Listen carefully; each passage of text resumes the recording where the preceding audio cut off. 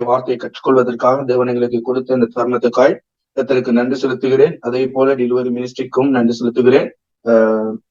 தேவன் தாம் இப்படியான ஒரு சந்தர்ப்பத்தை எங்களுக்கு ஏற்படுத்தி கொடுத்திருக்கிறபடினால் நல்லது. நாங்கள் தொடர்ந்தும் நாங்கள் கற்றுக்கொண்டு வருகிறோம். தேவனுடைய சபையும் அவருடைய வீடும், இல்லாவிட்டா வீடும் சபையும் என்ற தலைப்பிலே நாங்கள் கற்றுக்கொண்டு வருகிறோம் தேவனுடைய வார்த்தை. அப்ப முழுமையாக நாங்கள் இந்த பாடத்தை அநேக காரியங்களை நாங்கள் கற்றுக்கொண்டு வருகிறோம். இதுல மிகவும் முக்கியமான காரணமாய் இருக்கிறது தேவனுடைய குடும்பம். தேவன் எங்களுக்கு ஒரு குடும்பத்தை கொடுத்திருக்கிறார். அந்த குடும்பமானதுதான் சபையாக மாறுகிறது. ஆகையால் இந்த குடும்பம் ஜாக்கிரதையாய், பக்தி உள்ளதாய், உண்மை உள்ளதாய் இருக்க வேண்டும். குடும்பம் பக்தி உள்ளதாய், தேவனுக்குள்ள அன்பான ஒரு குடும்பமாய் இருக்கும் போது இந்த குடும்பங்கள் இணைந்துதான் ஒரு சபை உருவாகப்படுகிறது. ஆகையால் குடும்பம் அமைத்துக் கொள்ள வேண்டும் என்பதிலே நாங்கள் கருசனை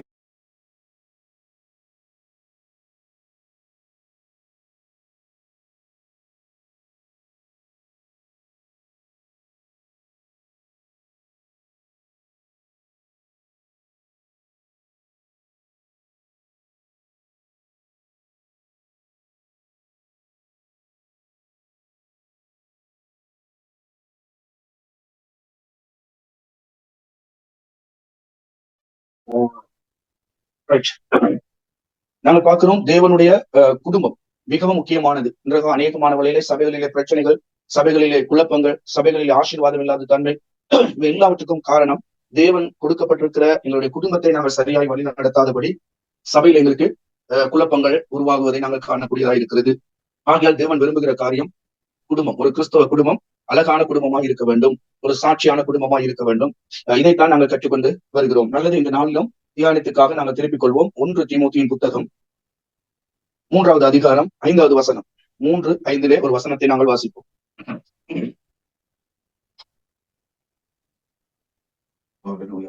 வாசிப்போமா? 3வது அதிகாரம் 1 தீமோத்தேயு 3வது அதிகாரம் 5வது வசனம். தேவ பக்தியின் வேஷத்தை தரித்து அதன் பலனை மறுதளிக்கிறவர்களையும்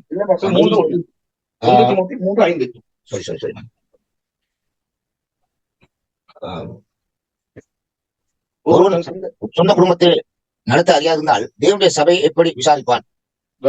அப்ப இன்றைக்கு நாங்க பார்க்க போகிறோம். ஒருவன் தன் சொந்த குடும்பத்தை நன்றாக, தேவனுடைய வார்த்தையின்படி ஒருவன் ஒரு நபர், ஒரு புருஷன் தன் சொந்த குடும்பத்தை நடத்த அறியாதிருந்தால் தேவனுடைய சபையை எப்படி விசாரிப்பான்? அப்ப பாத்தீங்கன்னா இங்க ஆண்டவர் சொல்ற காரியம், ஒருவனை யாரு? நீங்களும் நானும். சபையில் இருக்கிற ஒவ்வொரு புருஷர்களும் தன்னுடைய சொந்த குடும்பத்தை நன்றாய் வழி நடத்த அறிந்திருக்க வேண்டும். அப்ப நீங்க பாத்தீங்கன்னா எப்படி குடும்பத்தை வழி நடத்த வேண்டும் என்று தேவனுடைய வார்த்தையிலே எங்களுக்கு ஆண்டவர் சொல்லியிருக்கிறார். தேவனுடைய வார்த்தையிலே ஆண்டவர் எங்களுக்கு கற்றுக் கொடுக்கிறார். அப்ப தீமோத்தேயுக்கு ஆண்டவர் எழுதும் போது, ஏன்னா தீமோத்தேயு ஒரு வாலிபனா இருந்தார். அவர் வாலிபனா இருந்தபடினால் தீமோத்தேயுக்கு ஆண்டவர் மிக தெளிவாக வேத வசனத்தை எழுதுகிறார். நீ எப்படி இந்த சபையை வழி நடத்த வேண்டும், தீமோத்தேயுக்கு ஆண்டவர் அறிவுறுத்தலை கொடுக்கிறார். அப்ப சபையை வழி நடத்துவதற்கு முன்பதாக தலைவர்களை உருவாக்கும் போது அந்த தலைவர்கள் சபையில எப்படி இருக்க வேண்டும் என்பதை தேவன் அங்கு உணர்த்துகிறார்.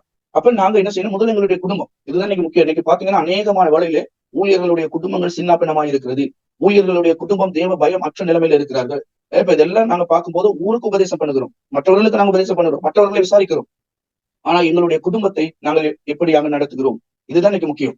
இன்னைக்கு நாங்க சபையில 100-150 ஆத்மாக்களை வச்சிருக்கலாம், அதுல எந்த பிரச்சனையும் இல்லை. ஆனா தேவனுடைய குடும்பம் இன்னைக்கு சபையில பிரச்சனை இல்லாம இருக்கணும். அதை நீங்க கற்றுக்கொள்ளணும். இன்னைக்கு சபையில பிரச்சனை இல்லாம ஜனங்கள் இருக்கணும்னா அதுக்கு ஒரு ரகசியம் என்னன்னு கேட்டா, அந்த இருக்கிற நபர்கள், இருக்கிற குடும்பங்கள் தேவ பயத்தோடு இருக்கிற குடும்பங்கள். இன்னைக்கு இந்த வார்த்தை எல்லாம் கேட்கறதுக்கு யாருமே விருப்பப்படுறது இல்லை. ஏன்னா இன்னைக்கு எங்களை குறை சொல்லி எங்களை குறைகளை யாராவது சுற்றி காட்டுறதுக்கு அதுக்கு நாங்க ஆர்வம் இல்லை. நாங்க விருப்பம் மற்றவர்களுடைய குறையை சுற்றி காட்டுவதற்கு தான் விருப்பம். அப்ப ஆண்டவர் சொல்ல, ஒருவன் தன் சொந்த குடும்பத்தை நடத்த அறியாது இருந்தால், அப்ப நாங்க தெரிஞ்சிருக்கணும் எங்க குடும்பத்தை எப்படி நடத்தணும், எப்படி எங்களுடைய சபையை வழி நடத்தணுங்கிற, எங்களோட குடும்பத்தை வழி நடத்தணும் நாங்க தெரிஞ்சிருந்தா தேவனுடைய சபையை வழி நடத்த முடியும். இதுதான் இன்னைக்கு முக்கியமான காரியம். ஏன் ஆண்டவர் இதை சொல்றாரு? ஏன் எங்களோட குடும்பம் நல்லா இருக்கும்? நாங்க இன்னைக்கு ஊழியர் எடுத்துக்கொண்ட ஊழியர் ஒரு கண்ணாடி பெட்டியில இருக்கிற ஒரு நபர் மாதிரி. ஒரு கண்ணாடி பெட்டிக்குள்ள நாங்க இருக்கும் போது எங்களை எந்த இடத்துல இருந்து பார்த்தாலும் மற்றவங்களுக்கு விளங்கும், எங்களுக்கு மறைக்க முடியாது. நீங்க பாத்தீங்கன்னா 4 பக்கமும் கண்ணாடி, 4 பக்கமும் கண்ணாடி போட்டிருக்கனால எல்லா பக்கம் இருந்து பார்த்தாலும் எங்களுக்கு தெரியும். அப்ப அதனால உலகத்து ஜனங்கள் பாக்குறாங்க, சபையில விசுவாசிகள் பாக்குறாங்க, எங்களோட தலைவர்கள் பாக்குறாங்க, எல்லாரும் எங்களை சுத்தி பாக்குறாங்க. அது மாத்திரம் மேல இருந்து பாக்குறாங்க. மேல இருந்து பாக்குறது யாரு? தேவன். அப்ப நாங்க எல்லா பக்கத்துக்கும் நாங்க முன்மாதிரியா இருக்கிறோம், எல்லா பக்கத்துல இருந்து எங்களை பார்த்து கொண்டிருக்கிறாங்க. அப்ப அதனால தேவன் எங்களுக்கு வைத்திருக்கிற பொறுப்புல நாங்க உண்மையா இருக்கணும். அதனால தேவன் சொல்லுகின்ற காரியம், தன்னுடைய சொந்த குடும்பத்தை நன்றாக வழிநடத்த நாங்கள் கற்றுக்கொள்ளணும். இதுதான் தேவன்களுக்கு விரும்புகிற காரியம். இப்ப நம்ம பாக்குறோம் குடும்பமும் தேவனுடைய சபையும். இப்ப நம்ம குடும்பத்துல நிறைய பிளவுகளை விட்டுட்டு எப்படி சபையில போயிட்டு பிரசங்கம் பண்ண முடியும்? எப்படி சபையில போயிட்டு நாங்க ஆண்டோட வார்த்தை கற்றுக் கொடுக்க முடியும்? அப்ப நாங்க யாரை ஏமாத்தணும்? ஆண்டோடைய நாமத்தை நாங்கள் வீணிலே உபயோகிக்கிறோம். அப்படி இல்லாவிட்டா தேவனை நாங்கள் என்ன செய்கிறோம்? அவரையே நாங்க ஏமாத்தோம். அவருக்கு ஒண்ணுமே தெரியாதுன்னு நினைச்சுக்கிட்டு. ஆனா நம்முடைய ஆண்டவர் எல்லாத்தையும் அறிந்திருக்கிறேன்னு சொல்றாரு, எல்லாவற்றையும் பார்த்துக் கொண்டிருக்கிறேன்னு சொல்றாரு. அப்ப ஆண்டவருக்கு உண்மையாய் இருக்கிற நாங்க கற்றுக்கொள்ள வேண்டும், பழகிக் கொள்ள வேண்டும், நம்முடைய குடும்பத்தை நன்றாக நடத்த. அப்ப இதுதான் ரொம்ப முக்கியமான காரியம். அப்ப தேவன் எங்களுக்கு கொடுத்திருக்கிற காரியத்திலே நாங்க உண்மையா இருக்கணும். அப்ப அதனால தேவன் எங்களோட எல்லா வேலையிலும் எங்களை பாக்குறாரு. நாங்க இப்படி ஆண்டவருக்கு பணி செய்யறோம். அப்ப நாங்க என்ன பாக்குறோம்? தன்னுடைய சொந்த குடும்பத்தை. அப்ப எங்க குடும்பத்தை நாங்க பார்க்கணும். எங்களுக்கு ஒரு குடும்பத்தை ஆண்டவர் கொடுத்திருக்கிறார். அப்ப அந்த குடும்பம் சொன்னது யாரு? கணவன், மனைவி, பிள்ளைகள், வேலைக்காரன், வேலைக்காரி, இவங்கதான் குடும்பம். அப்ப இந்த குடும்பத்தை எப்படி வழி நடத்தணுங்கிறது தான் ஆண்டவர் எங்களுக்கு கற்றுக் கொடுக்கிறார். தீமோத்தேயுக்கு சொல்றார், நீ எப்படி இந்த குடும்பத்தை வழி நடத்தணும். அதனால ஆண்டவருடைய வார்த்தையை நாங்க சரியா ஏற்றுக்கொள்ளணும். நாங்க வாசிப்போம் 6வது வசனத்தை வாசிப்போம். 1 தீமோத்தேயு 3:6. அவன் இருமாப்படைந்து பிசாசு அடைந்த ஆக்கினையிலே விழாதபடிக்கு நூறான சீசனை இருக்க கடை. அப்ப நாங்க இங்க பார்த்தோம்னா ஆண்டவர் என்ன சொல்றாரு? பிசாசின் தந்திரங்களுக்கு அவனுடைய ஆலோசனையிலே நடவாமல் அவனுடைய வழிநடத்தலிலே சிக்கிக் கொள்ளாதபடி எங்களை காத்துக் கொள்ளும்படியா சொல்றாரு. இது ரொம்ப முக்கியம். எப்படி நாங்க எங்களை குடும்பத்தை விசாரிக்க தகுதியா இருக்கிறோமோ அதே போல பிசாசானவன் என்ன செய்யறா? எங்களை எந்த பிரச்சனையிலாவது சிக்க வைப்பதற்கு முயற்சிக்கிறோம். அப்ப அதனால நாங்க என்ன செய்யணும்? எல்லாவற்றிலும் நாங்கள் ஜாக்கிரதையா இருக்கணும். எல்லாவற்றிலும் நாங்கள் கவனமா இருக்க வேண்டும். இருமார்ப்பு அடைந்து, இருமார்ப்புனா ஒண்ணு ஆண்டவருக்கு ஏற்ற விதத்துல, இன்னொன்னு உலகத்துக்கு ஏற்ற விதத்துல. அப்ப அதனால இருமார்ப்பு இருக்கக்கூடாது. நாங்கள் ஒரே விதத்துல நாங்க இருக்கணும். அதுதான் முக்கியம். ஒரே எண்ணத்துல இருக்கணும், ஒரே நோக்கத்துல இருக்கணும், ஒரே விதத்துல நாங்கள் செயல்படணும். இருமார்ப்பாக நாங்கள் செயல்படக்கூடாது. இதை செய்வோமா, அதை செய்வோமா, அப்படி போமா, இப்படி போமா, அப்படி இருக்காம ஆண்டவரை நாங்கள் ஏற்றுக்கொண்டு அவருக்கு உண்மையாய் நாங்கள் என்ன செய்யணும்? எங்களுடைய குடும்பத்தை வழி நடத்த நாங்கள் அறிந்திருக்கணும்.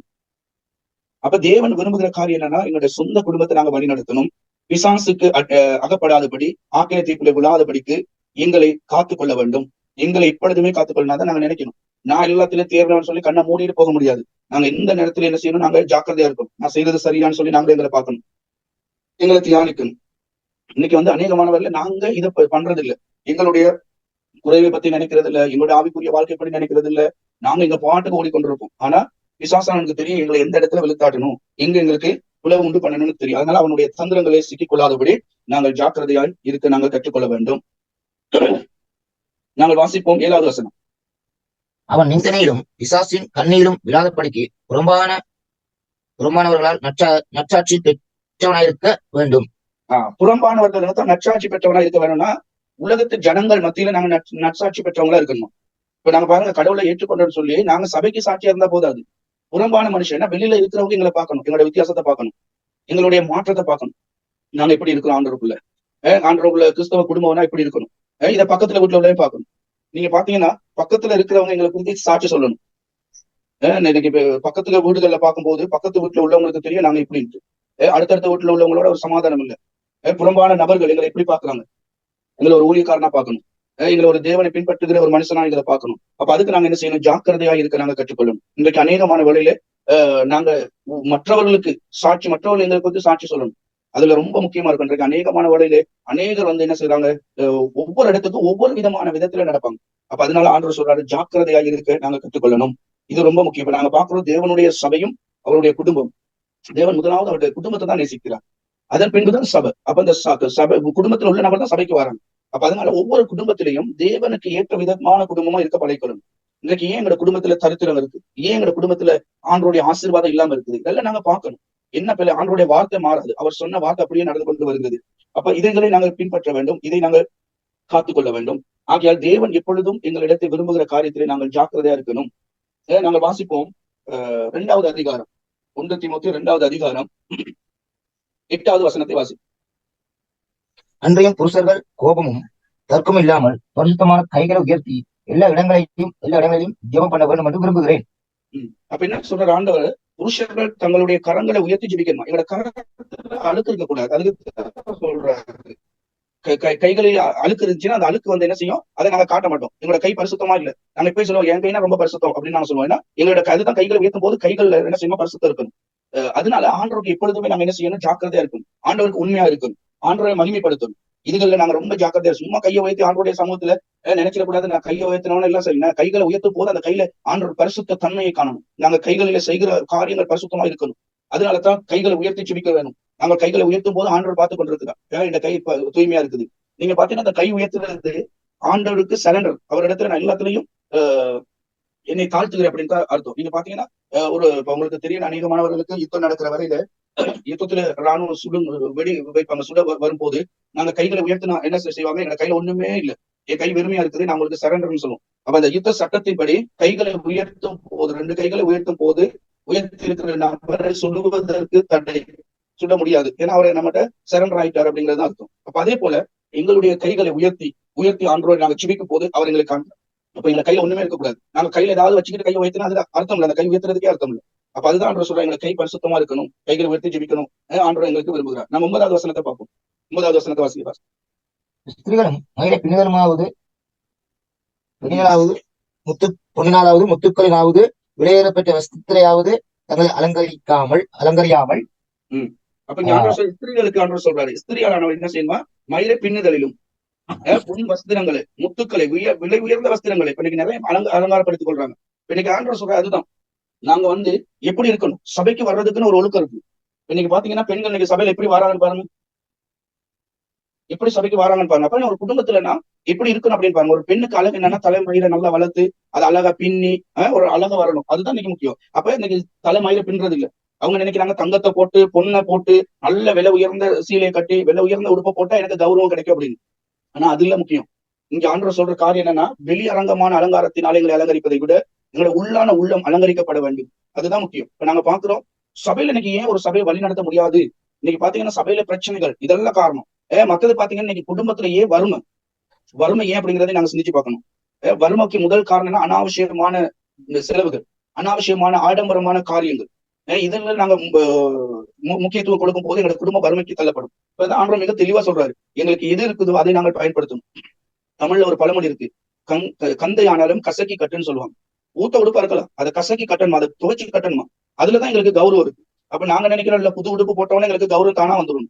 அப்ப ஆண்டவர் சொல்றாரு இப்படி இல்லை. இன்னைக்கு அநேகரை பாத்தீங்கன்னா அவங்க தங்க கடன் பட்டு மத்தவங்களுக்கு காட்ட பார்ப்பாங்க, நான் இப்படித்தான் செல்வாக்கா இருக்கிறேன், என்னோட தங்கம் இருக்கு, பொண்ணு இருக்கு, விலை உயர்ந்த வஸ்திரங்களை தரித்து கொண்டு, இப்படி எல்லாம் ஆண்டவர் விரும்பல. நாங்க எங்களுக்கு எது இருக்குதோ அதுல நாங்க ரொம்ப ஜாக்கிரதையா இருக்கணும். கடன் பட்டு நாங்க இந்த காரியங்களை செய்யக்கூடாது. இன்னைக்கு அநேகமான குடும்பங்களில் ஏற்படுகிற பிரச்சனை அதுதான். பெரிய கடனுக்கு வாங்கிட்டு வந்துடுறது, எல்லா காரியத்திலையும் கடனுக்கு வாங்கி அதை கட்ட முடியாம நாங்க தவிக்கிறது. அப்ப நாங்க கடன் வாங்குற யார், உலகத்துல உள்ளவங்கிட்ட.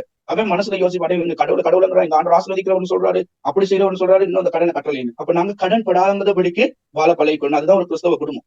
நான் கடந்த நாட்கள் உங்களுக்கு கற்றுக் கொடுத்த கடன் வாங்காதபடி ஒரு குடும்பத்தை வழி நடத்த முடியும்னா அங்கதான் உங்களோட சக்சஸ் இருக்குது. அதுதான் முக்கியம். ஏன்னா குடும்பத்துல நாங்க வழி நடத்தணும், குடும்பத்தை நாங்க சரியா வழி நடத்தணும். எங்ககிட்ட ஒரு கோட்பாடு இருக்கணும், எங்ககிட்ட ஒரு நல்ல கொள்கை இருக்கணும், நல்ல குவாலிட்டி இருக்கணும். நான் இப்படித்தான் ஆண்டவர் ஊழியம் செய்வேன், நான் இப்படித்தான் அந்த பயணத்தை போவேங்கிற இந்த நம்பிக்கை எங்களுக்குள்ள இருக்கணும். ஏன்னா இன்னைக்கு நாங்க பாக்குறோம், மத்தவங்களோட சேலஞ்ச் பண்ணி வாழ்றதுக்கு பாக்குறோம். மத்தவங்களுக்கு மத்தியில் இன்னைக்கு ரொம்ப கிறிஸ்தவங்களுக்குள்ள உள்ள ஒரு இதுதான் என்னன்னா, உங்களை விட நாங்க நல்லா இருக்கிறோம்னு சொல்லிக்கிறோம். அதுல எங்களுக்கு ஒன்றும் ஆக போறது இல்லை. நாங்க எங்களோட மனசாட்சிக்கு தெரியும் நான் ஆண்டவருக்குள்ள நல்லா இருக்கிறேன், அவ்வளவுதான். ஆண்டவர் எதை கொடுத்துருக்காரு அதான் வேத வசனமே சொல்ல, போதுங்கிற மனநிலைமை எங்களுக்கு இருக்கணுமா, போதும் ஆண்டவர் கொடுத்திருக்கிறது போதும். ஆண்டவர் கொடுத்திருக்கிற குடும்பத்துக்காய் ஸ்தோத்திரம் ஆண்டவர், கொடுத்திருக்கிற பிள்ளைகளுக்காய் ஸ்தோத்திரம் ஆண்டவர், எங்களுக்கு ஆசீர்வாதத்துக்கான வழிகளை வைத்திருக்கிறதுக்காக ஸ்தோத்திரம் ஆண்டவர், எங்களுக்கு தேவைகளை சந்திக்கிறபடியாய் ஸ்தோத்திரம் ஆண்டவர். அந்த ஒரு மனநிலை இருக்கணும், பறக்கிற மனநிலைமை இருக்கக்கூடாது எங்களுக்கு.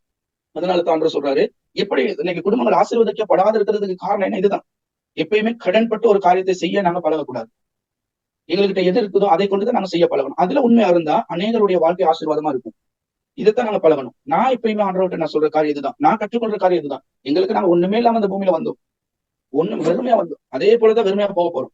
ஆனா வாழ்கிற நாட்கள்ல ஏன் மத்தவங்களுக்கு நாங்க வந்தா காட்டணும், ஏன் மத்தவங்களுக்கு முன்னுக்கு நான் பெரிய சல்லிக்காரன்னு காட்டணும், மத்தவங்களுக்கு முன்னுக்கு நான் பெரிய ஊழியக்காரன்னு காட்டணும், மற்றவங்களுக்கு முன்னுக்கு நான் பெரிய ஒரு எஜமான் மாதிரி காட்டணுங்கிற என்ன? ஏன் இயேசுவானவர் அப்படி செஞ்சிருக்கலாம். அவர் ராஜாதி ராஜா, அவர் எவ்வளவு வல்லமையான தேவன். அவர் சொல்றாரு எல்லாத்தையும் அவர் விட்டு வந்தாரு. அதே போல பவுலும் சொல்றாரு. அப்ப நாங்க எல்லாமே ஆண்டவருக்காக விடணும், எல்லாத்தையும் விட்டுறணும், எல்லா ஆசைகளையும் நாங்க விடணும். சர்வ சாதாரணம் நாங்க வாழ பழகணும், ஆண்டவருக்கு மகிமைப்படுத்தி வாழ பழகணும், ஆண்டவரை சந்தோஷப்படுத்தி வாழ பழகணும்.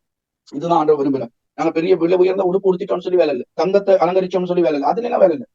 எங்களோட வார்த்தை அழகா இருக்கணும், பொன்னை போல நாங்க பேசணும், தங்கத்தை போல பேசணும், எங்களோட வாயின் வார்த்தைகள் மாறணும். அதனால பெண்களுக்கு ஆண்டவர் சொல்றாரு, நாங்க எப்படியா இருக்கணும், ஸ்திரியானவள் எப்படி இருக்கணும், சபைக்கு வந்த வீட்டுல எப்படி இருக்கிறோம் அதே போலதான் சபைக்கு. இன்னைக்கு சபையில நாங்க தலைவெறி கோலமா இருக்கக்கூடாது, சபைக்கு அழகா வரணும், நீட்டா இருக்கணும், சபைக்கு வரும்போது நல்லா மத்தவங்க எங்களை பாக்குறதுக்கு நாங்க ஒரு வித்தியாசமா இருக்கணும். நாங்க ஒரு முன்மாதிரியா இருக்கணும். எல்லாரும் செய்யறாங்கன்னு சொல்லி நாங்க செய்ய போகக்கூடாது.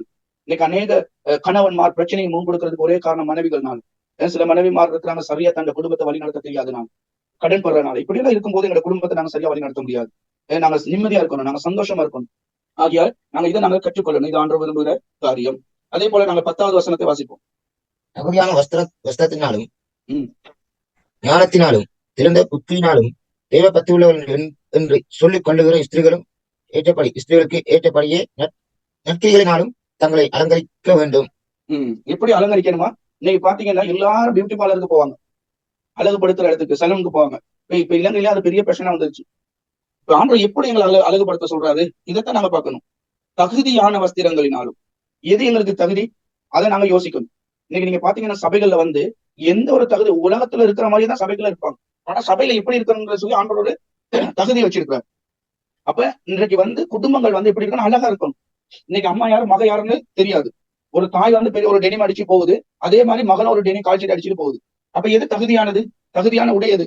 அப்ப இன்னைக்கு நாங்க இதுல நாங்க சிந்திக்கணும். எங்களுடைய நாட்டுல கலாச்சாரம் ஒன்று இருக்குது, எங்களுடைய நாட்டுக்கு ஏத்த உடை ஒன்று இருக்குது, எது கௌரவமான உடைங்கிறத நாங்க பார்க்கணும். அதனால கௌரவமான விதத்திலே நாங்க நடக்கணும். நற்குணம் இருக்கணும். ஸ்திரீகள் நாங்க எப்படி இருக்கணும்? நற்குணம் உள்ளவர்களா இருக்கணும், தெளிந்த புத்தி உள்ளவங்களா இருக்கணும், தேவ பக்தி உள்ளவர்களாய் காணப்பட வேண்டும். மற்றவங்க எங்களுக்கு காணணும் எங்களுக்குள்ள தேவ பக்தி இருக்குது அப்படின்னு சொல்லி. அப்ப அதனால எப்பயுமே நாங்க இந்த வேதத்தை வாசிக்கணும். இதுதான் ஆண்டவர் கொடுக்குற சபையில எப்படி இருக்கணும்னு சொல்லி, குடும்பத்துல எப்படி இருக்கணும்னு சொல்லி ஆண்டவர் காட்டுறாரு. அப்ப நீங்க பாத்தீங்கன்னா எந்த ஒரு முறையும் நாங்க பின்பற்றாதபடி நாங்க ஏதோ சபைக்கு வரோம் அப்படின்னு சொல்லி வர முடியாது. சபைக்கு வர்றதுக்கு ஒரு ஒழுக்கம் இருக்குது. இன்னைக்கு அநேகமான வேளையில பாத்தீங்கன்னா ஒரு சட்டத்திட்டத்தை வச்சிருப்பாங்க. யாழ்ப்பாணத்துல பாத்தீங்கன்னா, யாழ்ப்பாணத்துல இந்த கோயிலுக்கு போறதுக்குள்ள அவங்க என்ன செய்யணும், நல்லூர் கோயிலுக்கு போக்குல எப்பேற்பட்ட ஆளா இருந்தாலும் சேட்டை கட்டிட்டு தான் போகணும். அது அவங்களோட கலாச்சாரம், அது அவங்க வச்சிருக்கிற விதிமுறைகள். அதை யாராவது மீறுறாங்களா? ஜனாதிபதி போனாலும் சேட்டை கட்டிட்டு தான் அவங்களுக்கு போறாரு. ஆனா சபையில என்ன மாதிரி எங்களுக்கு ஒரு ஒழுக்கம் இருக்கு, அதை நாங்க கற்றுக் கொடுக்க வேண்டும். நாங்க பாக்குற சபையும் தேவனுடைய வீடும் எப்படின்னு. அப்ப சபைக்கு வர்றவங்க எப்படி வேணாலும் வரலாம்னு நாங்க அனுமதிக்க முடியுமா? இன்னைக்கு பாத்தீங்கன்னா ஆண்களை பாத்தீங்கன்னா முடிய வளர்த்துக்கிட்டு பெரிய அந்த காக்கா கூடு மாதிரி இருக்கும் சில பேருடைய தலை. அப்ப இதெல்லாம் நாங்க அனுமதிச்சோம்னு சொன்னா சபை எப்படி பரிசுத்தமா இருக்கும்? அப்ப நாங்க என்ன செய்யணும்? சபையை பரிசுத்தத்தை காத்துக்கொள்வதற்கு ஆண்டவர் ஒழுக்க நெறியை கொடுத்திருக்கிறார். இதை நாங்கள் பின்பற்ற வேண்டும், இதை நாங்கள் கற்றுக் கொடுக்க வேண்டும். பெண்கள் எப்படியா சபைக்கு வர வேண்டும் என்பதை ஆண்டவர் கற்றுக் கொடுத்திருக்கிறார். அப்ப இதெல்லாம் நாங்க இன்னைக்கு பிரசங்கம் பண்ணணும், இதெல்லாம் நாங்க கற்றுக் கொடுக்கணும். இப்ப நாங்க ஆண்டவரை துதிங்க ஆராதிங்கன்னா வரலாற்று கத்துறது சபையில அல்லேலூயா போடுறது பெருசா எல்லாம் செஞ்சுட்டு போவாங்க. ஆனா அவங்களோட வாழ்க்கையில எந்த ஒரு மாற்றமே இருக்காது, எந்த ஒரு சாட்சியுமே இருக்காது. அப்ப நாங்க யாரை ஏமாத்துறோம்? அப்ப இன்னைக்கு ஒவ்வொரு குடும்பமும் சபையும் எப்படி இருக்கணும்னா ஆண்டவருக்கு ஏற்ற விதத்துல இருக்கணும்.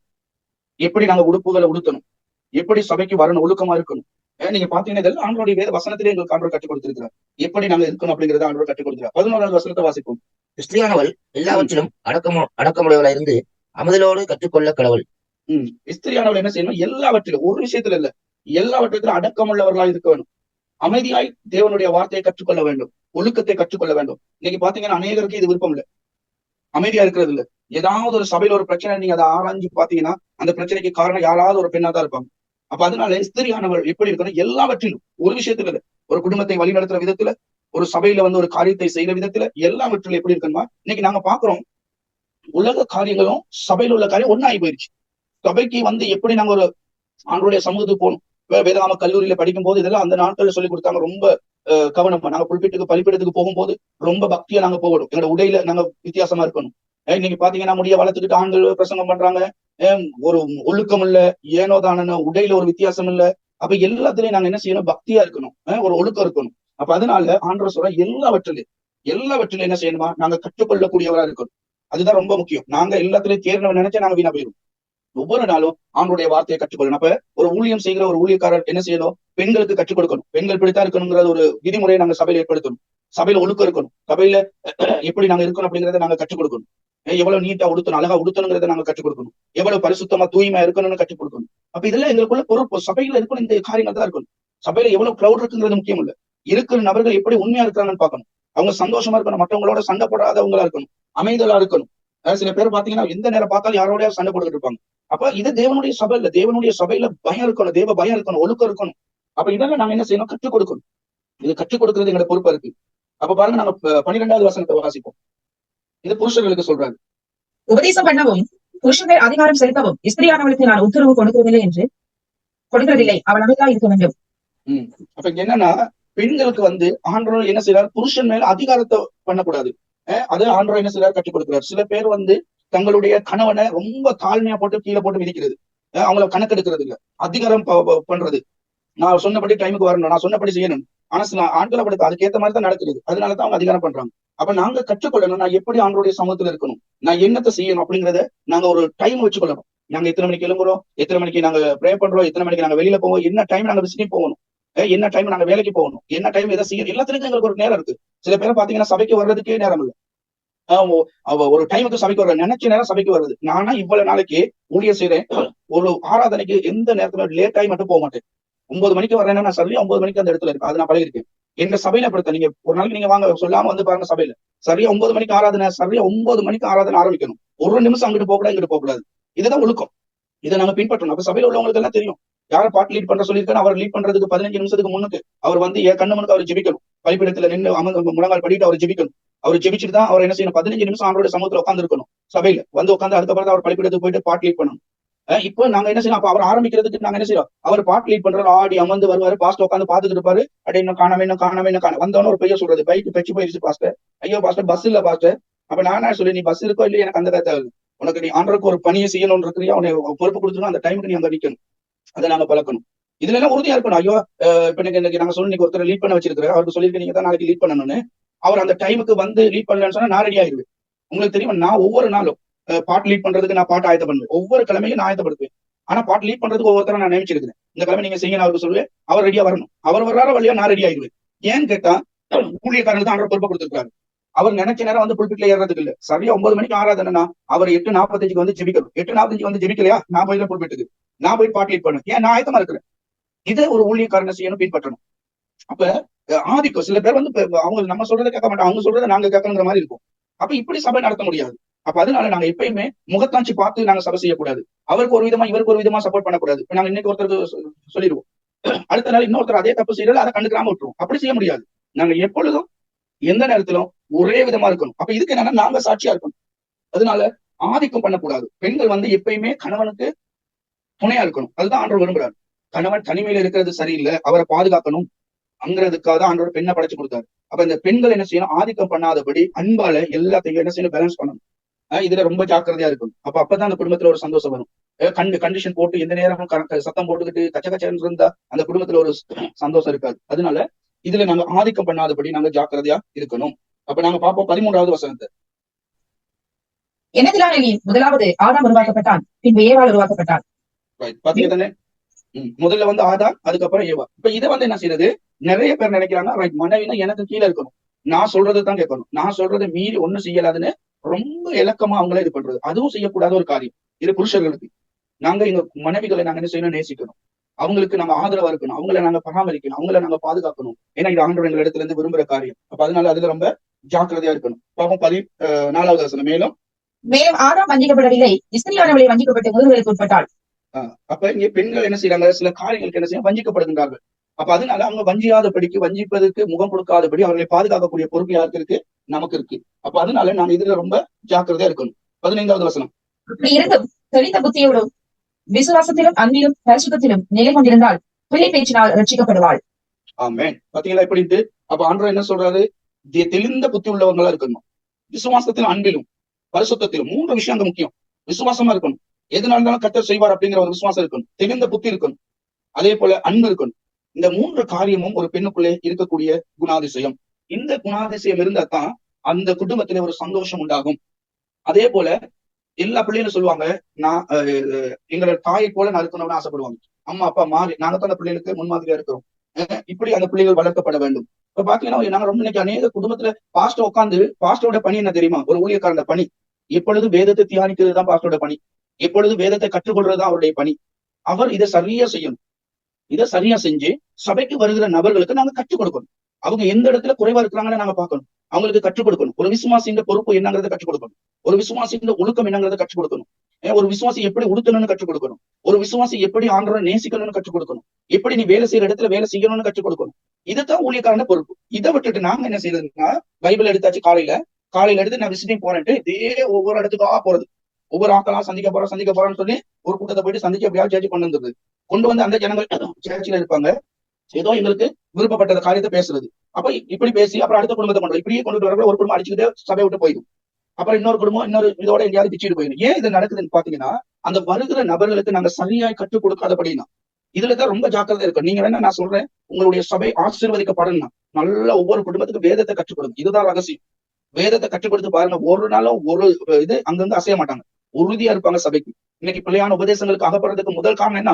நாங்க சரியான விதத்துல வேதத்தை கற்றுக் கொடுக்காதனால. கற்றுக் கொடுங்க, அன்பா சந்தோஷமா கற்றுக் கொடுங்க. ஏன்னா நாங்க கற்றுக் கொடுக்கறதுதான் இருக்கு. அதுதான் முக்கியம். அதுதான் ஆண்டவர் சொன்னாரு. பவுல் தீமோத்தேயுக்கு எழுதுறதுக்கு காரணம் இதுதான். நீ சபை எப்படி செய்யணும் அப்படின்னு தான் கற்றுக் கொடுக்குறாரு. நீங்க பாத்தீங்கன்னா தீமோத்தேயுக்கு தலைமைத்துவத்தை கொடுக்குறாரு. அவர் வாலிப ஒரு ஊழியக்காரர். அந்த வாலிப ஊழியக்காரனுக்கு ஆலோசனை கொடுக்குறாரு. நீ சபையை எப்படி நடத்தணும், உன் குடும்பம் எப்படி இருக்கணும், சபையில யாரை லீடர் ஆக்கணும், யாருக்கு தலைமைத்துவம் கொடுக்கணும், இதுதான் ஆண்டவர் கற்றுக் கொடுக்குறாரு. இன்னைக்கு எங்களுடைய சபையில எப்படி இந்த வசனம் எல்லாம் எங்களுக்கு தெரியும். இந்த வசனம் எல்லாம் பிரசங்கம் பண்ணிருப்போம். ஆனா இது ஒவ்வொரு நாளும் எங்க சபையில நடக்கும். ஒவ்வொரு நாளும் எங்க வாழ்க்கையில நடக்கணும். இதைத்தான் நாங்க இந்த நாட்டு ஜனங்களுக்கு பிரசங்கம் பண்ணணும். நீ எப்படி இருக்கிற, பரிசுத்தமா இருக்கிறியா, பரிசுத்தமா இருக்கிறியா, பக்தியோட இருக்கிறியா, எப்படி இருக்கிறங்கிறது எந்த நேரம் ஜனங்களுக்கு உணர்த்தணும். இதை ஜனங்களுக்கு உணர்த்தும் போது நாங்கள் என்ன செய்யணும், சாட்சி உள்ளவர்களா மாறணும். நம்ம லேட் ஆகி போறது. நீங்க பாத்தீங்கன்னா சில பேர் சொல்லுவாங்க, நீ லீட் பண்ணி நீ சாட்சி கேட்டு அதை செய்து ஒவ்வொருத்தருக்கு அவர் பொறுப்பை கொடுத்துட்டு பாஸ்டர் லீட் பண்ணி எல்லாம் முடிச்சு பிரசங்கம் பண்ற நேரம் பார்த்து புல்பீட்டுக்கு வர்றது. அப்படி இருக்கக்கூடாது. ஊழியக்காரன் முதல் டைமுக்கு அங்க ஆஜராகணும். ஊழியக்கார டைமுக்கு போகணும். ஊழியக்கார அம்மா டைமுக்கு போகணும். ஊழியக்காரன பிள்ளைகள் டைமுக்கு போகணும். பாஸ்டர் சில வேலை முன்னுக்கு போயிட்டு வருவாரு. அதுக்கப்புறம் தான் பாஸ்டர் அம்மா வருவாங்க. அதுக்கப்புறம் தான் பிள்ளைய வருவாங்க. 3 பேர் 3 டைமுக்கு வருவாங்க. அப்ப மத்தவங்க என்ன செய்வாங்க? மத்தவங்க யோசிப்பாங்க, இவங்களே இப்படி வரப்போ நம்ம என்ன அப்படி. நீங்க வேணா ஒரு நாளே செஞ்சு பாருங்களேன். நீங்க லேட் ஆகி வந்துட்டு இன்னொருத்தர்கிட்ட கேட்கத்தான் முடியுமா, ஏமா நீங்க லேட் அப்படின்ட்டு.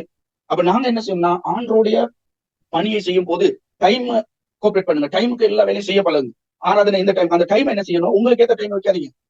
ஜனங்கள்கிட்ட கொஞ்சம் கேளுங்க, எத்தனை மணிக்கு நம்ம ஆராதனை ஸ்டார்ட் பண்ணலாம், எவ்வளவு தூரத்துல இருந்து உங்களுக்கு வர முடியும் எப்படிங்கிறது கேட்டு அவங்களோட ஆலோசனைப்படி நாங்க ஒரு டைம் ஆயத்தப்படுத்தணும். எந்த டைம்ல ஆராதனை வைக்க, நாங்க நினைச்ச நேரம் ஆராதனை வைக்கக்கூடாது. நாங்க நினைச்ச நேரம் ஆராதனை வச்சுட்டு ஜனங்களுக்கு சொல்லக்கூடாது இத்தனை மணிக்கு இத்தனை மணிக்கு வாங்க. இன்னைக்கு 9 மணிக்கு ஆராதனை, அடுத்த நாள் அடுத்த கிழமை வந்து 9:30 ஆராதனை, அடுத்த கிழமை 10 மணிக்கு ஆராதனை, திரும்ப 9 மணிக்கு ஆராதனை. ஒரு நாள் ஜனங்களை டைமுக்குள்ள கொண்டு வரவே முடியாது. ஏன்னா நேரம் வந்து ரொம்ப முக்கியமானது. அதனால ரொம்ப ஜாக்கிரதையா இருக்கணும். இப்ப முன்னெல்லாம் பாத்தீங்கன்னா தியேட்டர்ல படம் பார்க்க போவாங்க. இப்ப நான் போறது இல்லை. தியேட்டர்ல படம் பார்க்க போறவங்க என்ன செய்வாங்க, சரியா டைமுக்கு போவாங்க. 10:30 மணிக்கு சோனா 10:30 மணிக்கு போடுவாங்க. அப்ப அந்த ஜனங்களுக்கு வந்து எல்லாத்தையுமே டைமுக்கு நாங்க பழக்கணும். ஒரு ஜெப கூட்டம்னா டைமுக்கு பழக்கணும். அதுல ஒழுக்கம் இருக்கணும். அப்ப ஊழியக்காரங்க என்ன செய்யணும், டைமுக்கு போகணும்.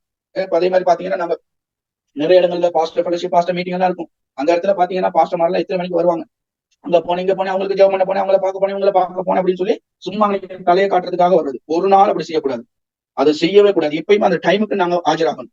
நீங்க பாத்தீங்கன்னா நான் டெலிவரி மினிஸ்ட்ல பைபிள் ஸ்டடி கற்றுக் கொடுக்கறதுன்னா சரியா எத்தனை மணிக்குன்னா 5 மணிக்கு நான் சரியா 5 மணிக்கு 1 ஆகும். அதுக்கு முன்னாடி நான் ஜெபத்துல தான் இருப்பேன், நான் ஆயத்தமா தான் இருப்பேன். இதுதான் நாங்க செய்யணும். நான் வந்து இப்ப 5 மணிக்கு டெலிவரி மினிஸ்ட்ல ஸ்டடி கொடுக்கணும் அப்படின்னு சொல்லிட்டு நான் வந்து 5:15 5:20 வந்து நாங்க செய்வோம்னு சொன்னா சரி வராது. அப்ப எல்லாம் நாங்க என்ன செய்யணும், ஒழுக்கத்தை கையாளணும். இதை நாங்க பிராக்டிகலா நாங்க பழகிட்டோம் சொன்னா இது ஆட்டோமேட்டிக்கா எங்க வாழ்க்கையில வந்து கொண்டிருக்கும். அப்ப அதனால நாங்க எப்பொழுது என்ன செய்யணும், தெளிந்த புத்தியா இருக்கணும். எதுல தெளிந்த புத்தியா இருக்கணும், நேரத்துக்கு வருவதில் நாங்க தெளிந்த புத்தி உள்ளவர்களா இருக்கணும். கடவுளை ஆண்டவர் எல்லாத்தையும் செய்வாருங்கிற விசுவாசத்துல நாங்க நேர்மையா இருக்கணும். அவர் எங்களுக்கு அன்பு காட்டினார், அதே போல நாங்க அன்புக்கு முன்மாதிரியா இருக்கணும். அந்த காரியங்களை நாங்க செய்யறது போது பிள்ளைகள் என்ன செய்வாங்களா, எங்களை பின்பற்றவங்க என்ன செய்வாங்க, ரட்சிக்கப்படுவாங்க. இதுதான் முக்கியம். ஜனங்கள் ரட்சிக்கப்படுறதுக்கு நாங்க முன்மாதிரியா இருக்கணும். இதை தேவன் விரும்புகிறார். ஆகையால் எனக்கு அன்பானவர்களே, முதலாவது உங்களுடைய குடும்பத்தை நீங்க சிந்திங்க. குடும்பத்தை சிந்திப்பதற்கு முன்னாடி நீங்க முன்மாதிரியா மாறுங்க. நீங்க முன்மாதிரியா மாறணும். ஒரு ஊழியக்காரன் எப்படி இருக்கும், இன்னைக்கு ஆண்டவர் எந்த ஒரு குறையுமே இல்லை. ஆண்டவர் எங்களை ஆசீர்வதிப்பாரு. அதுல எந்த ஒரு ஆண்டவர் பிச்சைக்காரன் எங்களை ஊழியம் செய்யறதுக்கு வைக்கவே இல்லை. நான் அதை ஏற்றுக்கொள்ளவே மாட்டேன். ஏன்னா எங்க அப்பா கிட்ட சாப்பாடு இருக்கும்போது நான் எப்படி பட்னியா இருக்க முடியும்? ஒரு நாள் பட்னியா இருக்க முடியாது. ஏன் பட்னி ஆகணும், நாங்க குறை செஞ்சனால. நீங்க பாத்தீங்கன்னா கீழ்ப்படியாத ஒரு மகனுடைய கதை உங்களுக்கு தெரியும். அவன் என்ன செய்யறான், நண்பர்களோட ஆலோசனைப்படி அவன் செயல்படுகிறான். கூட்டாளி, தேவையில்லாத கூட்டாளி தன்னோட வாழ்க்கைக்கு வந்த உடனே அந்த கூட்டாளி சொல்ற காரியத்தை கேட்டு கேட்டு கேட்டு தகப்பனோட வந்து விவாதிக்கிறான். எவ்வளவு சொத்தை பிரிச்சுதா அப்படின்னு கேட்கறான். அப்பா சொல்றாரு, இல்ல கொஞ்சம் பொறுமையா இருன்னு. ஆனா அவன் அப்பா சொல்றத அவன் காதலே போட்டுக்கலாம். அவன் ஒரே குறிக்கோள் என்ன, சல்லி இருந்தா ஜொலியா இருக்கலாம் அப்படிங்கிறது தான். சல்லி இருந்தா சந்தோஷமா இருக்கலாங்கிறது தான் வேணும். அதனால அப்பா விட்டு கேட்டு கேட்டு கரெக்ட் பண்ணனால அப்பா என்ன செஞ்சாரு, கொடுத்துட்டாரு. கொடுத்ததுக்கு அப்புறம் என்ன செஞ்சான், உலக நண்பர்களோடு சேர்ந்து தேவையில்லாத காரியங்களை செய்யணும். தேவையில்லாத காரியத்துக்கு ஈடுபட்டு என்ன செய்யலாம், கடைசியில அவனுக்கு இருக்கிறதுக்கு இடம் இல்லை, சாப்பிடறதுக்கு இடம் இல்லை, வண்டி திங்கிற தீனி திங்கிறதுக்கு நிலைமை வந்துச்சு.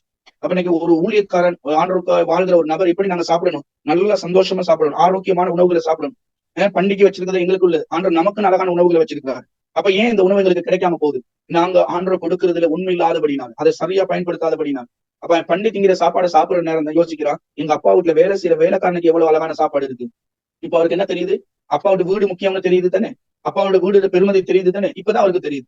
இதே மாதிரி தான் அநேகமானவங்க ஆண்டருடைய குடும்பம், அந்த குடும்பத்துல எவ்வளவு சந்தோஷம் இருக்கு, குடும்பத்தை எப்படி அப்படிங்கிறத ஆண்டவர் அங்க அவனுக்கு உணர்த்துறாங்க. அதனால நாங்க இப்ப குடும்பத்தை நாங்கள் பாதுகாத்துக் கொள்ள நாங்கள் பார்த்துக் கொள்ளணும். இவரோட குடும்பத்தை நேசிக்க நாங்க பழகிக்கொள்ளணும். ஒரு மனுஷன் குடும்பத்தை நேசிச்சா அவன் சபையில இருக்கிற அவ்வளவு பேரையும் நேசிப்பான். சபையில அவ்வளவு பேருக்கு அன்பா இருப்பான். இது ரொம்ப முக்கியம். எங்களை கண்டு ஜனங்கள் ரட்சிக்கப்படணும். எங்களை கண்டு இயேசுவை அறிந்து கொள்ள வேண்டும். எங்களோட வாழ்க்கை மாறணும். இதெல்லாம் சாதாரண காரியம். ஒண்ணுமே பெருமை பாராட்டுறதுக்கு ஒண்ணுமே இல்லை. எங்களுக்கு எவ்வளவு பெரிய பதவி வந்தாலும் பிரச்சனை இல்லை. ஆண்டவருக்கு ஸ்தோத்திரம். அதுல நாங்க உண்மையா இருக்கோம். பதவி ஆண்டவருடைய ராஜ்யத்துக்கு கொண்டு போகாது. எங்களோட திறமை ஆண்டவருடைய ராஜ்யத்துக்கு எங்களை கொண்டு போகாது. அப்ப நாம ஆண்டவருடைய உண்மைத்துவமா இருக்கணும், பரிசுத்தமா இருக்கணும், ஜாக்கிரதையா இருக்கணும், புத்தி உள்ளவர்களா இருக்கணும். அதனால ஆண்டவர் இந்த காரியத்துல எங்களுக்கு மிகவும் ஜாக்கிரதையா இருக்கும்படி எங்களுக்கு கற்றுக் கொடுக்கிறார். இதைத்தான் நாங்க பழக்கணும். நீங்க உங்களோட சபையை வழி நடத்துறதுக்கு உங்களோட குடும்பத்துல ஒரு ஒழுக்கத்தை உண்டாக்குங்க. குடும்பமா ஆண்டவரை ஆராதிக்க பழக்கொள்ளுங்க. நான் எப்பயுமே எல்லாத்துக்கும் சொல்றதுதான், சபையில வந்து நாங்க பரிசுத்தமா இருக்கணும். ஏன்னா நம்மளுடைய ஆண்டவர் சும்மா வீண்ல ஆராதிக்க முடியாது. மற்றவங்க செய்யற மாதிரி எங்களை செய்ய முடியாது. ஒரு நாள் நீங்க மத்தவங்களை பின்பற்ற போகவே போகாதீங்க. நீங்க ஆண்டவரிடத்துல கேளுங்க, ஆண்டவரே நான் இதை எப்படி செய்யணும்னு கேளுங்க. வேத வசனத்தின் படி பாருங்க, ஆண்டவர் உங்களுக்கு ஆலோசனை கொடுப்பார். ஆண்டவருடைய வார்த்தை. இன்னைக்கு நிறைய பேர் என்ன நினைக்கிறாங்கன்னா, எங்களுக்கு பைபிளை பத்தி தெரியும், எங்களுக்கு பிரசங்கம் பண்ண தெரியும், அவரை விட நான் நல்லா செய்வேன்னு போவாங்க. ஒரு நாளும் போகக்கூடாது. நான் வந்து ஒரு 37 வருடமா ஊழியத்துல இருக்கிறேன். நான் வந்து ஒரு கஷ்டமான ஒரு பயங்கரமான ஏரியாக்குள்ள தான் ஊழியம் செய்யணும். ஏன்னா சிங்கள மக்கள் நிறைஞ்சு இருக்கிற ஏரியாக்குள்ள தான் நான் இருக்கிறேன். நாங்க மட்டும்தான் ஒரு தமிழ் குடும்பம். அப்ப நாங்க சபையை ஆரம்பிச்சு ரொம்ப கஷ்டமா நாங்க மெல்ல மெல்ல சபையை ஸ்டார்ட் பண்ணி செஞ்சுட்டு போறோம். அதுக்கப்புறம் ஒரு அண்ணன் தம்பி வந்தாங்க நம்ம இருக்கிற ஏரியாவுக்கு ஊழியம் செய்ய வந்த உடனே அவங்களும் நானும் பாஸ்டர் பரிசுல நான் போயிட்டு அவங்களை சந்திச்சோன்னா அவர் கேட்பாரு, பாஸ்டர் எத்தனை பேர் உங்க சபையில இருக்காங்க பாஸ்டர்? நான் ரொம்ப சொல்ல ஒரு 10 பேருக்கு இருக்காங்க அப்படின்னு. அப்ப 10 பேர் தான் இருந்தாங்க, 10-12 பேர் தான் இருந்தாங்க. அப்ப நான் சொன்ன 10-12 பேர் தான் இருக்காங்க. அப்படியா பாஸ்டர்? நாங்க வந்து 1 வருஷம் கூட ஆகல, எங்க சபையில வந்து ஒரு 65 பேர் இருக்காங்க அப்படின்னா. அப்ப நான் சொன்ன, ஆண்டவருக்கு ஸ்தோத்திரம் பாஸ்டர், உங்களுக்கு அப்படி ஒரு ஊழியத்தை கொடுத்திருக்காரு, எனக்கு இப்படி ஒரு ஊழியத்தை கொடுத்திருக்காரு, இந்த 10 பேர் நான் வழி நடத்திட்டு வாரே பாஸ்டர் அப்படின்னு அப்படியே சொல்லிட்டு பண்ணாரு. அவர் எப்பயுமே அவர் அதான் சொல்லுவாரு. அவர் வந்து ஒரு சேர்ச்சி ஒரு குடும்பம் வந்து அதை புதுசா சாட்சி சொல்லுவாரு. பெரிய குடும்ப சபைக்கு வந்திருக்காங்க, இப்படி ஒரு குடும்பம் ரட்சிக்கப்பட்டிருக்காங்க அப்படின்னு இந்த நேரம் அதே தான் சொல்லுவாரு. அப்ப நான் ஒண்ணுமே அவருக்கு சொல்லல. உங்களுக்கான அவ்வளவு பேரை வழி நடத்துற ஒரு திறமை கொடுத்திருக்காரு, எனக்கு இந்த 10-15 பேரை வழி நடத்தக்கூடிய ஒரு திறமை தான் கொடுத்திருக்காரு, இதுல நான் உண்மையா இருக்கிறேன் அப்படின்னு சொல்லி இன்னைக்கு அந்த 10 பேர் இருந்தாங்களா, அந்த 10 பேர் இன்னைக்கும் சபையில இருக்காங்க. ஏன்னா சபையை விட்டுட்டு அவங்க போகல. அப்ப அந்த நபர் அந்த பாஸ்டர் என்ன செஞ்சாரு, அவர் அப்படியே சொல்லிட்டு வந்தாரு. கடைசியில அவங்க சபையில வந்துச்சு ஒரு பிரச்சனைன்னு சொன்னா கொஞ்சம் நெஞ்ச பிரச்சனை. இந்த 2 பேரும் வாலிபர்கள், அண்ணன் தம்பி வாலிபர் இறந்தபடினால சபையில இருந்த வாலிப பெண்கள் நினைச்சாங்க, நான் தம்பியை கல்யாணம் பண்ணுவேன், நான் அண்ணனை கல்யாணம் பண்ணுவேன்னு சொல்லி இப்படியே இருந்தாங்க. சில அம்மா மாரும் அதுக்கு இருந்தாங்க, எங்க மகளை தான் நாங்க கட்ட வைக்க போறோம் அப்படி இவங்களா ஒரு கற்பனை பண்ணி கடைசியில சபையில பெரிய பிரிவினை ஒண்ணு வந்து சபை சின்ன பின்னமா ஆகி எல்லாரும் உடைஞ்சு போயிட்டு ஒரு பயங்கரமான ஒரு நிலைமைக்கு தள்ளப்பட்டாங்க. சபை இருந்த இடத்தே இல்லாம போயிடுச்சு. பார்த்தீங்களா எப்படிட்டு? நாங்க இதுல பெருமைப்படுறதுக்கு ஒண்ணுமே இல்லை. நான் எப்பயுமே சொல்றதுதான், நீங்க 5 பேரை வச்சிருக்கீங்களா, ஆண்டவருக்கு ஸ்தோத்திரம், அதுல சந்தோஷப்படுங்க. அதை மன நிறைவா அவங்களுக்கு ஊழியம் செய்யுங்க, மன நிறைவா வேதத்தை கற்றுப்படுங்க, ஜனங்களை ஆண்டவர் கொண்டு வருவார். இதுல தான் நாங்க இருக்கோம். இதை விட்டுட்டு நாங்க எந்த ஒரு இது இல்லாம பைபிளை நாங்க கம்ப்யூட்டர்ல வச்சுக்கிட்டு காலையில 5 வரைக்கும் நான் விசிட்டிங் போறேன்னு சொல்லி போயிட்டு வேலை நான் அதை செய்ய போறேன் இதை செய்ய, அதெல்லாம் தேவையில்லை. அப்ப இந்த ஊழியத்தை ஊழியமா செய்யணும், ஊழியத்தை கனமா செய்யணும், ஊழியத்தை ஜாக்கிரதை செய்யணும். அதனால நாங்க இதை ரொம்ப பக்தியோடு செய்யறதுக்கு தான் ஆண்டவர்களுக்கு கற்றுக் கொடுக்குறோம். அப்ப நான் சொல்றேன், நாங்க கற்றுக்கொண்டு வருது என்னன்னா, தேவனுடைய வீடும் அவருடைய சபை. வீட்டுல எப்படி இருக்கிறோமோ அப்படிதான் சபையில இருக்கும், சபையில எப்படி இருக்கிறோமோ அப்படிதான் வீட்டுல இருக்கும். இதை நாங்க பழகிக் கொள்ளணும். இதுக்கு ஆண்டவர்களுக்கு உதவி செய்வார். நீங்க ஒன்றுக்கும் கவலைப்பட தேவையில்லை, உங்களை ஆண்டவர் நேசிக்கிறாரு, உங்களை ஆண்டவர் ஊழியத்துக்கு அழைச்சிருக்காரு. நாங்க யாருமே ஊழியத்துல ரொம்ப தேர்ந்தவங்க இல்ல, எங்களோட சின்ன சின்ன குறைகள் இருக்கு, அது ஆண்டவர் அறிவாரு. ஆசைப்பட்டோம், ஆண்டவரே என்னோட குறைகள் எல்லாத்தையும் நிவர்த்தி செய்யுங்க. நான் ஒரு சாட்சியான ஊழியக்காரனா இருக்கும், பெருமை பாராட்டும் ஊழியக்காரனா இல்ல, நான் அப்படி இருக்கிறது அப்படின்னு தேவையில்ல. கத்தர் எதை வச்சிருக்காரோ அதுல நீங்க உண்மையா இருங்க. நீங்க அந்த இடத்துல நீங்க ஒரு சாட்சியா மாறுவீங்க. அது இன்னைக்கு இல்ல, அந்த சாட்சி இன்னைக்கு இல்ல, நீங்க சாட்சியை நீங்க சந்திப்பீங்க. வாழ்க்கை எப்படி மாறுங்கிறத நீங்க பாப்பீங்க. அந்த என்ன இருக்கணும், உங்களை ஆண்டவர் உயர்ந்த இடத்துக்கு கொண்டு போவார். 100கணக்கான 1000கணக்கான ஜனங்களை வழி நடத்துற தாளந்தை உங்களுக்கு ஆண்டவர் கொடுப்பாரு, அந்த திறமை ஆண்டவர் உங்களுக்கு கொடுப்பாரு. நீங்க இந்த இருக்கிற கொஞ்சம் பேத்துக்கு நீங்க உண்மையா ஊழியம் செய்ய பழகுங்க, இருக்கிற கொஞ்சம் பேத்துக்கு கற்றுக் கொடுக்க பழகுங்க, சீசர்களை உருவாக்குங்க. சபையில மற்றவங்களுக்கு வேத வசனத்தை கற்றுக் கொடுங்க. அப்ப நாங்க என்ன செய்யணும், கற்றுக் கொடுக்கணும். ஆதி சபையில அப்போஸ்தலர் சபையில அதுதான் நடந்துச்சு. நாங்க சபையை கூட்டுறதும் துடைக்கிறதும் எங்கோட்டு வேலை இல்லை. நாங்க அதை ஒரு காலத்துல செஞ்சுக்கிட்டு வந்தோம். ஆனா இப்ப அதுக்கு ஆக்களை நியமிச்சாங்க. நாங்களும் வேதத்தை தியானிக்கிறது, வேதத்தை கற்றுக் கொடுக்கறதுக்கு நேரத்தை செலவழிக்கணும். இன்னைக்கு எவ்வளவு நேரம் நாங்க வேதத்தை கற்றுக்கொள்றோம். சும்மா வேதத்தை திருப்பணும்னு ஒரு பிரசங்கத்தை பண்ண முடியாது. அந்த பிரசங்கத்தை ஆண்டவரோட கேளுங்க, நான் என்னத்தை கற்றுக் கொடுக்கணும்னு கேளுங்க. ஆண்டவர் சொல்லுவார், அந்த கற்றுக் கொடுக்குற பாடங்களை நீங்க ஆயத்தப்படுத்துங்க, திரும்ப அதை நீங்க பாருங்க. ஆண்டவர் பேசுவார். நான் கற்றுக் கொடுக்குற காரியம் நான் பிரசங்கம் பண்றேன், ஆவியானோட வெளிப்பாடு நான் கேட்பேன். ஆண்டோட நீங்க பேசுங்க, ஆண்டோட நீங்க எதை ஜனங்களுக்கு கற்றுக் கொடுக்க விரும்புறீங்களோ அதை கற்றுக் கொடுங்க ஆண்டோட, இப்படிதான் நான் கேட்பேன். ஏன்னா எங்களுக்கு நினைச்சது, நான் அனுபவம் இருக்குது, எனக்கு திறமை இருக்குது, எனக்கு இது அப்படி எல்லாம் ஊழியம் செய்யவே முடியாது. எவ்வளவு திறமை இருந்தாலும் இன்றைக்கு ஒரு பாடத்தை கற்றுக் கொடுக்கும் போது அந்த பாடத்துக்கு என்னை நான் அர்ப்பணிக்கணும், அந்த பாடத்தை தலைப்பை நான் கற்றுக்கொள்ளணும். இதுதான் ரொம்ப முக்கியம். இன்னைக்கு இப்படி நாங்க ஒரு ஊழியத்தை செய்யும் போது ஆண்டவர் பாக்குற, நாங்க ஊழியத்துக்காக செலவழிக்கிற நேரத்தை, ஊழியத்துக்காக செலவழிக்கிற எங்களுடைய நேரத்தை, எங்க அர்ப்பணிப்பை ஆண்டவர் பாக்குறாரு. அந்த ஊழியத்துல ஒரு சக்சஸ் ஆண்டவர் கொடுப்பாரு, அந்த ஊழியத்துல ஒரு மாற்றத்தை கொடுப்பாரு, அந்த ஊழியத்துல ஒரு வளர்ச்சி கொடுப்பாரு, அந்த ஊழியத்துல ஒரு மன மகிழ்ச்சி இருக்கும். இன்னைக்கு நீங்க பாத்தீங்கன்னா சபையை செய்வாங்க, சில பேரு ரொம்ப வேதனையா செய்வாங்க. ஐயோ பெரிய போராட்டம் இன்னைக்கு யாருகிட்ட, விசுவாசிக்கிட்டு பெரிய இன்னைக்கு ஒரு பிரச்சனையை தீர்த்தேன், பெரிய பிரச்சனை. இந்த நாள் இப்படியே நாங்க செஞ்சோம்னா எங்களுக்காக ஊழியம் செய்ய முடியாது. அப்ப இந்த ஊழியம் வந்து ஆண்டருடைய ஊழியம், இது ஆண்டவர் எங்களுக்கு கொடுத்திருக்கிற ஊழியம், அவருடைய வேலையை நாங்க செய்யறோம். அப்ப நாங்க இதை எப்படி நாங்க ஜாக்கிரதையா செய்யணுங்கிறத நாங்க கற்றுக்கொள்வோம். கர்த்தர் நல்லவரா இருக்கிறார், அவர் நேற்றும் இன்றும் மாறாதவரா இருக்கிறார். அப்ப எங்களுக்கு ஆண்டவர் பொறுப்பை கொடுத்திருக்கிறார், தலைமைத்துவம். எங்க தலைமைத்துவம்? குடும்பத்துக்கு. அப்ப உங்களோட குடும்பத்தை வழி நடத்துறதுக்கான தளந்தை ஆண்டவர் கொடுத்திருக்கிறார், அதுல நாங்க ஜாக்கிரதையா இருக்கணும். அதே போலதான் சபை. அப்ப உங்களோட சபை எப்படி நீங்க செய்யணும்னு நீங்க பிளான் பண்ணுங்க. எப்படி ஒரு சபை இருக்கணும்னு ஆசைப்படுங்க, சபைக்கு வருகிறவங்க எப்படி இருக்கணும்னு ஆசைப்படுங்க. அதுக்கப்புறம் நாங்க சொல்லித்தரேன், வேதத்துல நாங்க கற்றுக்கொள்வோம் எப்படி ஆசீர்வாதம் கற்றுக்கொள்ள முடியும். இப்ப நீங்க எல்லாரும் வந்த உடனே எதிர்பார்க்கறது ஆசீர்வாதம் தான். நீங்க கையேந்தாதபடி நீங்க மற்றவர்களுக்கு கொடுக்கத்தக்கதான ஒரு ஊழியத்தை நீங்க செய்வீங்க. மற்றவங்களுக்கு ஆசீர்வாதமா இருக்கிற ஒரு ஊழியத்தை செய்யறதுக்கு உங்க ஊழியத்தை ஆண்டவர் மாற்றுவார். ஏன்னா நாங்க வேதத்தின் அடிப்படையில ஊழியத்தை செய்யும் போது, அர்ப்பணிச்சு ஆண்டருடைய காரியத்தை செய்யும் போது எங்க ஊழியம் ஆசீர்வதிக்கப்படும். அப்படியான கண்பானவர்களே, நான் ஆண்டருடைய காரியத்துல உங்களை குற்றப்படுத்துவதற்கு இதை நான் சொல்லல. ஆண்டவர் என்னோடு கூட பேசின காரியத்தை உங்களோடு நான் பகிர்ந்து கொள்கிறேன். இதை நீங்க கற்றுக்கொண்டு, சிலவேளை நீங்க இந்த காரியத்தை என்னை விட பெட்டரா செய்யலாம். ஆண்டருக்கு ஸ்தோத்திரம், அதுல எந்த ஒரு இது இல்லை. நான் நல்லா செஞ்சு ஆண்டருக்கு ஸ்தோத்திரம். உங்களுக்கு தெரியும் நான் எந்த நிலையில இருக்கிறேன், உங்களுக்கு தெரியும் நம்ம குடும்பம் இந்த நிலையில இருக்குது, எதை மாற்றணும் அப்படின்னு உங்களுக்கு தெரியும், எதை சரி செய்யணும்னு உங்களுக்கு தெரியும். அந்த காரியங்களை நீங்க சரி செய்து ஆண்டவருக்கு உண்மையா உங்களுடைய ஊழியத்தை செய்ய ஆரம்பிங்க. கர்த்தர் உங்கள் ஊழியத்துல பெரிதொரு ஆசீர்வாதத்தை, மகிழ்ச்சியை, சந்தோஷத்தை தேவன் நிச்சயமாய் கொடுப்பார். ஆமென். தேவன் தாமே உங்கள் யாவரையும் ஆசீர்வதிப்பாராக. இன்னொரு பாடத்திலே நம்ம சந்திப்போம். உங்களுக்கு ஏதாவது கேட்க இருந்தா பயம் இல்லாம கேளுங்க, பேசுங்க. கருத்து முரண்பாடு இருந்தா அதையும் சொல்லுங்க. ஏதாவது உங்களுக்கு டவுட் இருந்தா கேளுங்க. இதை நாங்க சந்தோஷமா கற்றுக்கொள்வோம். உங்களுக்கு நான் கற்றுக் கொடுக்குறேன், அதே போல நானும் ஒவ்வொரு நாளும் இந்த வார்த்தைகளை கற்றுக் கொடுக்குறேன். கர்த்தர் தாமே